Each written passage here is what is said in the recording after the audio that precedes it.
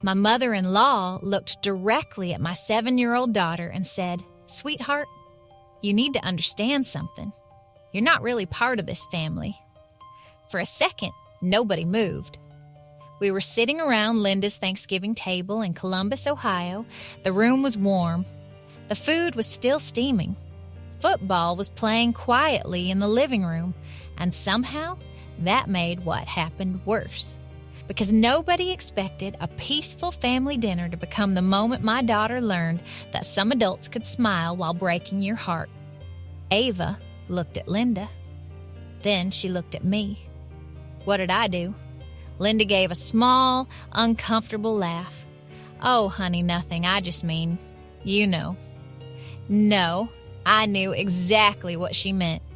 And so did everyone else at that table. For years, Linda had found small ways to remind Ava that she was different. A forgotten stocking at Christmas, a school event she was always too busy to attend, family photos taken when Ava happened to be somewhere else. But that Thanksgiving, she finally said it out loud. Not real family. Ava's eyes started to fill. I reached for her hand under the table and squeezed it. Then I looked at my purse sitting beside my chair. Inside was a white envelope. Linda had no idea it was there. She had no idea I had spent the last few days carrying proof of a secret she had buried for almost 3 decades. She also had no idea that the little girl she kept rejecting was connected to that secret in a way Linda herself had never understood. Inside that envelope were letters, court documents, old photographs, and one handwritten page that could destroy everything Linda believed she had protected. But before I tell you what I was hiding from her, you need to understand something. Linda didn't start by calling Ava not real family. She started much smaller. My name is Emily. I'm 28 years old, and until recently, I lived a pretty ordinary life outside Columbus with my husband Daniel and my daughter Ava. Daniel and I had been married for 4 years. Ava was 3 when I met him. Her biological father had never been part of her life. Daniel knew that before our first date, before he ever told me he loved me. And from the beginning, he never treated Ava like baggage. He treated her like she mattered. The first time she called him Dad, neither of us expected it. She was 5, half asleep after a long drive home from Lake Erie. Daniel carried her inside and tucked her into bed. He turned toward the door. Then Ava whispered, "Good night, Dad." Daniel froze. So did I. He slowly turned back toward her. There were tears in his eyes. He didn't correct her. He just walked back, kissed her forehead, and said, "Good night, sweetheart." That was the night I truly believed our family was complete. I didn't know someone else had already decided Ava never belonged in it. The first real sign came at Christmas. Daniel and I had taken Ava to his parents' house in Dayton for Christmas Eve. His older brother Michael was there with his wife and their 2 boys. Linda's house looked like something from a holiday magazine. There were lights everywhere, cookies on every counter, and 6 stockings hanging above the fireplace. Ava noticed them immediately. She counted.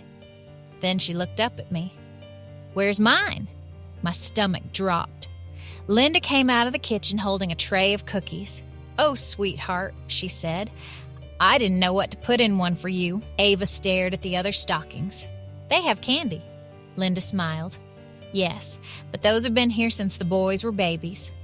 Daniel heard it. I saw his eyes meet mine. Before either of us could say anything, he picked up a gift bag from under the tree and handed it to Ava. "Looks like Santa left you something anyway." Ava smiled. Everyone relaxed, except me. Later that night, I found Linda alone in the dining room. I asked quietly, "Why wasn't there a stocking for Ava?"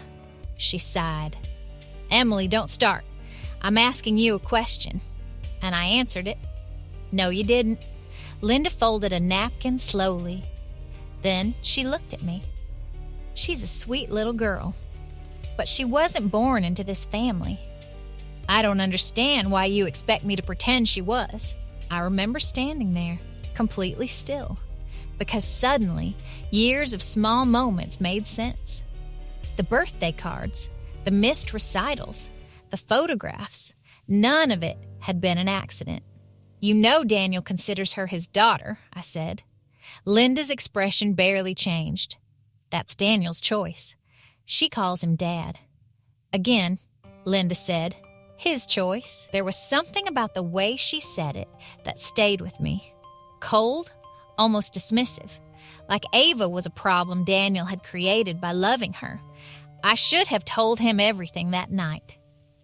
But I didn't. I told myself Linda came from another generation. I told myself she needed time. I told myself loving Daniel didn't mean she had to love my daughter. And for almost 2 years, I kept making excuses for her, until Ava started making excuses too. One afternoon, I picked her up from school. She climbed into the back seat holding a flyer. Grandparents' Day is next month. That's nice, I said. Do you want me to ask Grandma Linda if she can come? Ava immediately shook her head. That's okay. Why? She looked out the window. She probably has something going on. She was 7 years old, and she had already learned not to expect someone to show up for her. That night, after Ava went to sleep, I stood outside her bedroom for a long time. Then I went downstairs and opened my phone. There was an old voicemail I had saved months earlier. I hadn't known why I kept it. Now I did. The recording began with static. Then I heard Linda's voice. I told you not to call this house again. Another woman answered. You can't keep doing this. Doing what? Pretending she doesn't exist. My hand tightened around the phone. Linda didn't answer immediately. Then she said, you have no idea what you're talking about. The woman laughed once, but there was no humor in it. Don't I? I was there. Linda's voice became quieter. Keep your voice down. Why? Afraid Daniel will hear? My heart started pounding. Then Linda said something that made me stop breathing. You promised you'd never tell him. The woman answered, I promised because I thought you would eventually do the right thing. What happened was almost 30 years ago. No, the woman said. What happened then is still happening because you've spent every year since lying about it. I listened to the voicemail 3 times.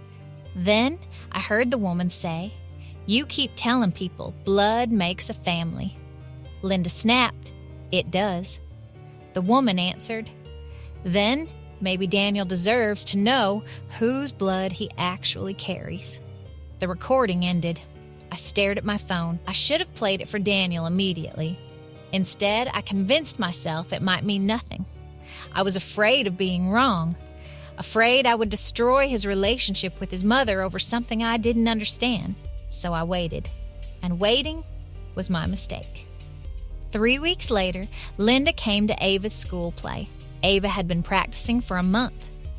She was playing a little fox and had 4 lines. She practiced them at breakfast, in the car, while brushing her teeth. When Linda said she was coming, Ava was thrilled. Really? Even though it's my play? That question hurt more than I can explain. But Linda came. She sat in the second row beside Daniel's father. Ava saw her before the lights went down and smiled so hard I thought her face might split in 2. Then, just before Ava's scene, I heard Linda whisper to the woman beside her. That one isn't actually Daniel's. The woman looked confused. Linda nodded toward the stage. I mean, she's Emily's daughter from before. Daniel heard her. I knew he did. He slowly turned toward his mother. Linda realized what she had said, and for 1 second, their eyes met. Then, Ava walked onto the stage. She looked for me. Then Daniel. Then Linda. She smiled. Linda didn't smile back. Ava froze. Only for 2 seconds. But 2 seconds can feel like forever when your child is standing under bright lights in front of an audience. Another child whispered her line. Ava remembered. The play continued. Everyone else probably forgot about it. I never did. On the drive home, Daniel said, "Mom doesn't get to do that again." I looked at him. "Do what?" He gripped the steering wheel. "Make Ava feel like she doesn't belong." For the first time, I almost told him about the voicemail. Then my phone rang. Unknown number. I answered. A woman whispered, "Emily?" "Yes." "My name is Rachel." I had never heard that name before. "I think I need to tell you what Linda has been hiding." I sat down. "Who are you?" There was a pause. Then she said, "I was there when Daniel was born. My entire body went cold." Rachel explained that she had once been married to Daniel's uncle, and that the woman on the voicemail had been her. "Linda lied to Daniel," she said. "About what?" Rachel took a breath. "Linda isn't his biological mother." For a second, my mind refused to understand. What? Daniel's biological mother was Linda's younger sister. Her name was Caroline. I closed my eyes. Rachel told me Caroline had been 19 when Daniel was born. She was struggling. Linda offered to help care for the baby temporarily. But help slowly became control. When Caroline tried to take Daniel back, Linda fought her in court. Linda and her husband had money, stability, lawyers. Caroline had made mistakes during a difficult year, and Linda used every one of them. Linda won. But Caroline never stopped trying to reach Daniel. She wrote letters, birthday cards. She sent photographs. She begged for contact. And Linda kept everything from him. Caroline died 3 years ago, Rachel told me. I felt sick. Daniel doesn't know? No. Before Caroline died, she asked Rachel to make sure Daniel eventually learned the truth. That was why Rachel called me. That was why the white envelope came to my house. Inside were copies of everything, including one letter Linda had written to Caroline when Daniel was 8. Rachel told me what it said. "Daniel is my son now. Stop confusing him." I couldn't stop thinking about those words because Linda's entire life suddenly made sense. She believed she had the right to decide who belonged, who counted, who deserved access to the people she loved. And then I finally understood why Ava bothered her so much. Ava was living proof that Linda was wrong. Daniel had chosen her.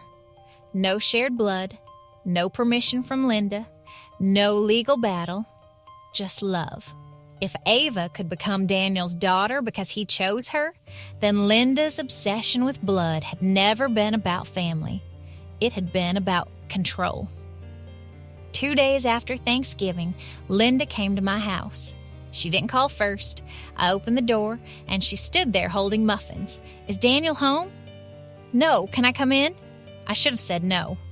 Instead, I stepped aside. She walked into the kitchen. "I think we need to talk about Thanksgiving." "Yes," I said. "We do." Linda sighed. "I said something I shouldn't have. Ava asked what she did wrong. She misunderstood me."